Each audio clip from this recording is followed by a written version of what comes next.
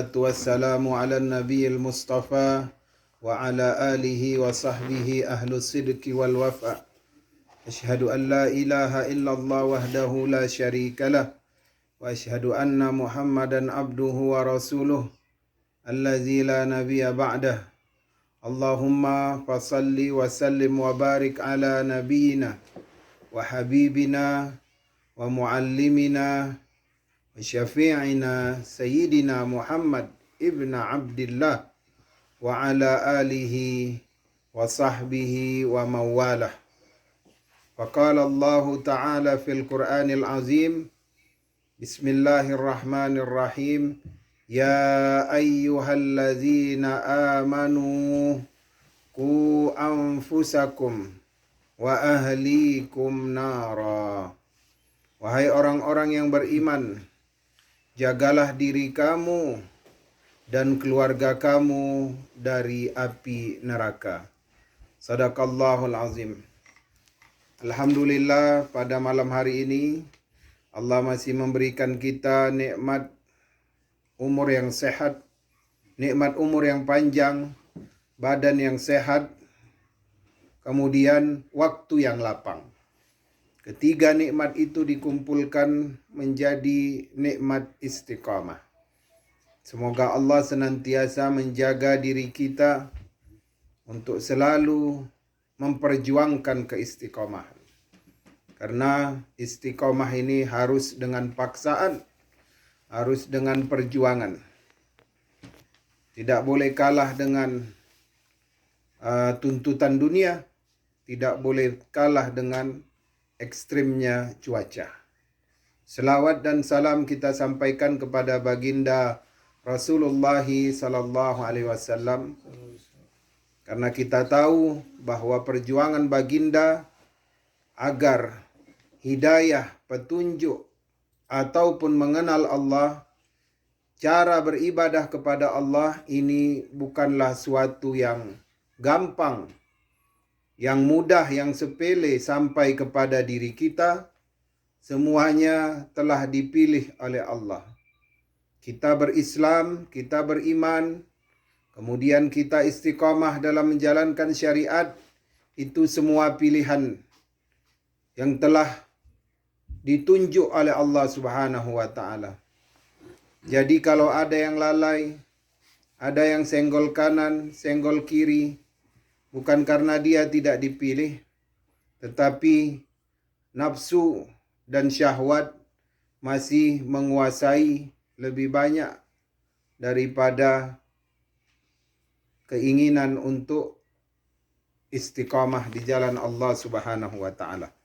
InsyaAllah pada malam hari ini kita akan mengkaji tentang bahaya daripada pemikiran liberalisme, sekularisme, dan materialisme yang memang ditargetkan untuk anak-anak muda, bukan hanya saja di barat, tapi juga di timur.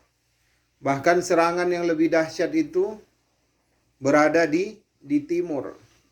Kalau di barat tidak perlu diserang, karena lingkungannya sudah mendukung. Tapi ini yang di timur bagaimana? Kalau barat sudah diserang, bagaimana menjaga anak-anak kita? Padahal kalau kita lihat doa Rasulullah sallallahu alaihi wasallam sangat simpel dan mudah dihafalkan. Apa permintaan Rasulullah kepada Allah Subhanahu wa taala terkait dengan anak keturunan?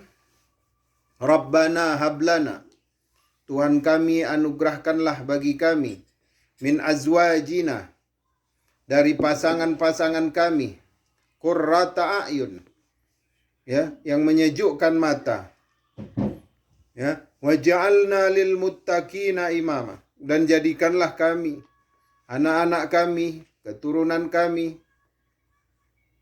menjadi pemimpin bagi orang-orang yang bertakwa.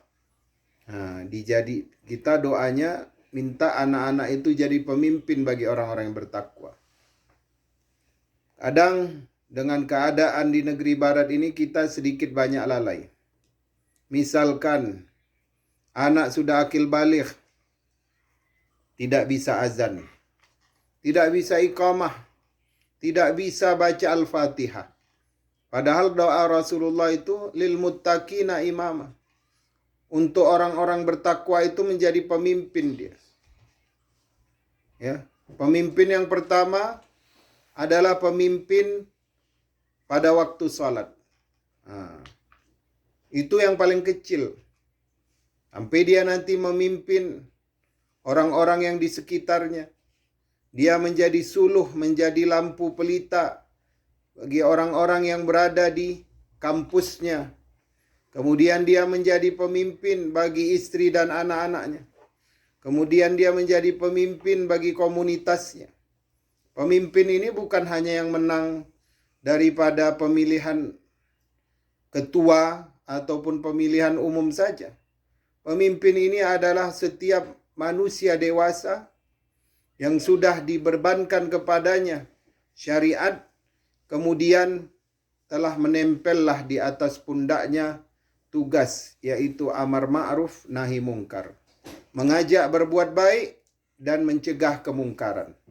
Itulah tugas daripada pemimpin. Dan setiap kita ini adalah pemimpin. Jadi anak-anak kita itu membesar, dia harus sudah bisa menjadi imam sholat.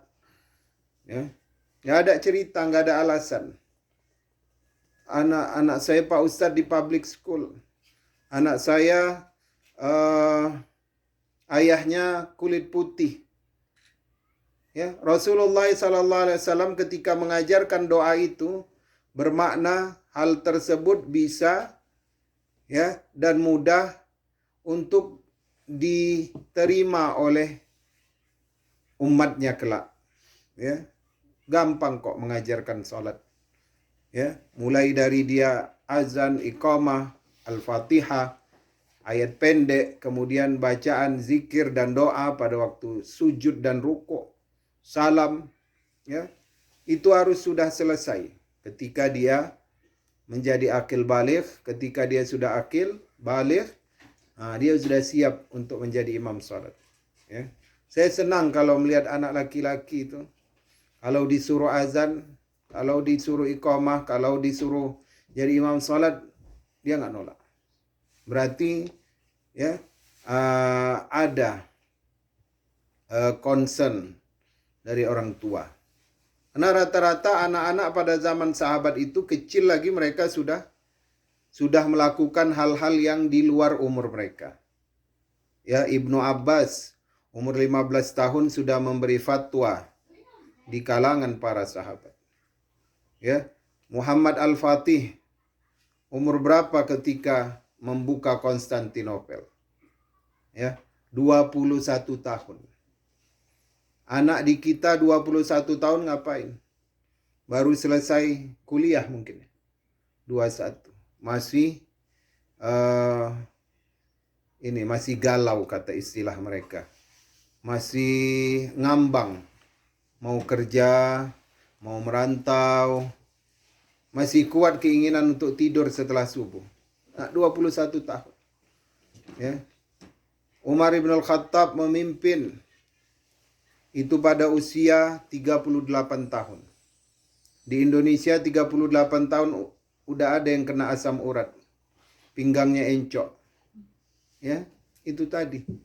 Doa Rasulullah tadi tidak ditanamkan di dalam hati. Rabbana hablana min azwajina wa dzurriyyatina qurrata a'yun waj'alna lil muttaqina imama. Karena berdasarkan doa Rasulullah inilah saya membuka materi liberalisme, sekularisme dan materialisme. Walaupun nanti kita concernnya itu pada materialisme. Karena ini sebenarnya yang berbahaya, yang bisa mengeluarkan anak Adam daripada agama Allah Subhanahu wa taala. Paham liberalisme adalah paham yang kalau kita pahami dengan mudah adalah mengambil agama itu tidak sepenuhnya. Memandang bahwasanya ada pada dirinya yang bisa dikeluarkan ataupun yang bisa diindahkan. Tidak diindahkan daripada aturan Allah Subhanahu wa taala. Misalkan kalau di kita itu dia mau beragama, mau bersyariat, tetapi dia masih belum bisa menerima pada hal-hal yang tertentu daripada tuntutan syariat. Ya, misalkan dia siap sholat 5 waktu, siap berpuasa penuh di bulan Ramadan, ya, tapi yang namanya berteman dengan laki-laki ataupun berada di satu ruangan dengan yang bukan mahramnya dan tidak ada muhrimnya, dia belum siap. Istilahnya gaya hidup barat. Tapi saya sholat, saya puasa, saya bahkan pergi haji, tapi kalau untuk ya pergaulan saya masih belum bisa terima. Nah, ini namanya pandangan liberal, yaitu masuk ke dalam suatu paham tidak dia ambil sepenuhnya. Kata Allah Subhanahu wa taala, "Ya ayyuhallazina amanu dukhulu fis-silmi kaffah." Wahai orang-orang yang beriman, nah ini semuanya kita dipanggil. Masuklah kalian ke dalam agama Islam secara kafah, secara menyeluruh. Tidak boleh seperti memakan tebu. Digigit yang manis, kemudian dipatahkan yang tawar. Ataupun dibuang yang keras. Tidak bisa. Manis dan pahit harus kita ambil. Keras dan lembut harus kita terima. Nah, jadi kalau orang masih dia belum menerima seluruh syariat daripada yang telah dituntut oleh Allah Subhanahu wa taala, ini termasuk dari jenis liberal. Ya. Kalau di BC kemarin sudah saya jelaskan contohnya. Jadi tidak saya ulang lagi di sini. Kemudian paham sekularisme. Ya, dan ini ternyata juga menyerang anak-anak kita. Yaitu paham di mana tidak mau menyatukan antara kehidupan beragama dengan kehidupan sebagai anak manusia. Baik itu dalam lingkungan sosial, baik itu dalam lingkungan politik ataupun ekonomi. Banyak anak muda di Indonesia itu yang mereka itu salat di masjid, tetapi mereka mengatakan kalau untuk urusan kepemimpinan, ya Al-Quran ataupun masjid nggak usahlah ikut-ikut mengurusi. Ya, banyak anak-anak muda di Indonesia itu yang menyatakan bahwasanya kalaulah negara ini sudah diatur oleh orang-orang yang berkompeten, maka orang-orang ahli agama cukup mengurus masjid saja. Maka sekarang banyak itu yang gerakan anak-anak itu yang gampang untuk diajak untuk membenci orang-orang yang beragama Islam. Misalkan ketika melihat orang yang berpakaian ya yang menunjukkan keislamannya, berjenggot misalkan, pakai celana ataupun pakai jubah yang agak sedikit menggantung, ya, mereka akan mengatakan bahwasanya itu adalah bagian dari beragama, maka tidak boleh dibawa-bawa ke dalam kehidupan bernegara. Banyak di antara anak-anak itu yang menolak kalau hukum-hukum Al-Quran itu disadur, ditransfer ke dalam hukum bernegara. Banyak. Nah, itu tadi sekularisme. Maka sampai sekarang itu banyak anak-anak muda itu yang mereka membuat suatu komunitas-komunitas yang melawan gerakan-gerakan keagamaan. Ya, kita lihat sekarang ini kalau musim Natalan nanti itu banyak yang mengadakan nanti ikut bersama mengadakan acara. Liberalisme, sekularisme ini justru saya lihat lebih nampak di Indonesia daripada di Kanada. Kenapa? Karena saya lihat dengan bekal daripada orang tua ketika dia memasukkan anaknya ke public school, anak itu sudah terbentuk. Ya, anak itu sudah terbentuk dengan keadaan di rumah yang Islami. Kemudian dia ketika dilemparkan atau dimasukkan ke dalam sekolah-sekolah barat, mereka sudah sudah ada seperti antibodi yang menolaknya. Kecuali kalau memang dari rumahnya tidak kuat ya dasar-dasar tadi. Justru di Indonesia ya karena banyaknya serangan dan orang tua menganggap lingkungannya adalah lingkungan orang timur Islami, maka mereka sedikit abai. Apalagi kalau sudah masuk ke universitas-universitas yang dosennya itu adalah alumni barat. Maka akan timbul itu yang namanya pemikiran-pemikiran liberalisme dan sekularisme. Tapi malam ini kita akan concern dengan materialisme. Ya, karena apa? Karena sebenarnya umat akhir zaman itu kata Rasulullah SAW akan digiring untuk menyembah kepada selain Allah dan selain berhala-berhala. Kata para ulama yang dimaksud selain berhala itu adalah materi. Umat akan diajak untuk menyembah apa yang dapat dia lihat oleh mata, apa yang bermanfaat untuk tangan, dan apa yang bisa mengenyangkan untuk perut. Maka kita lihat sekarang orang-orang berlomba-lomba untuk menjadikan anak keturunannya itu sukses pada bentuk materi saja. Dan ini sebenarnya awalnya daripada penanaman ketauhidan yang lemah. Kalau kita lihat contoh di dalam Al-Quran, terkesan seperti biasa saja. Misalkan ketika Nabi Yakub berkata kepada anak-anaknya, ya, dan ingatlah ya Muhammad ketika hadir akan Yakub kematian. Maksudnya Nabi Yakub akan sakratul maut. Dia berpesan kepada para anaknya, ya bani, wahai anak-anakku, apa yang akan engkau sembah setelah kepergianku? Begitu juga Nabi Daud alaihissalam, maza ta'buduna min ba'di. Kemudian juga ada Nabi Nuh alaihissalam, maza ta'buduna min ba'di. Apa yang akan kalian sembah setelah kepergianku? Pertanyaannya ringan saja, gampang dijawab. Kami akan menyembah apa yang disembah oleh bapakmu Ibrahim, Ismail, Ishak. Ya, kami akan menyembah apa yang disembah oleh bapakmu Ibrahim, Ismail, Ishak. Soalnya gampang, jawabannya juga gampang. Tapi sebenarnya dari pertanyaan itu, maza ta'buduna min ba'di, itu sebenarnya adalah, apalagi yang mengucapkan Nabi, tentulah dia mendidik anak berbeda dengan kita. Ya kan? Jauh perbedaannya. Ibarat Nabi itu matahari, kita ini adalah telaga di bawah sumur. Saking jauhnya perbedaan.